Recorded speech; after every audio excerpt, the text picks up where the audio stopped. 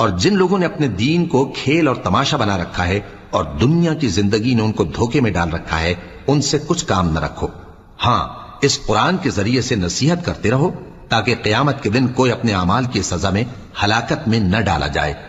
اس روز اللہ کے سوا نہ تو کوئی اس کا دوست ہوگا اور نہ سفارش کرنے والا، اور اگر وہ ہر چیز جو روئے زمین پر ہے بطور معاوضہ دینا چاہے تو وہ اس سے قبول نہ ہو۔ یہی لوگ ہیں کہ اپنے اعمال کے وبال میں ہلاکت میں ڈالے گئے، سو ان کے لیے پینے کو کھولتا ہوا پانی اور دکھ دینے والا عذاب ہے، اس لیے کہ کفر کرتے تھے۔ کہو، کیا ہم اللہ کے سوا ایسی چیز کو پکاریں جو نہ ہمارا بھلا کر سکے نہ برا؟ اور جب ہم کو اللہ نے سیدھا رستہ دکھا دیا تو کیا ہم الٹے پاؤں پھر جائیں؟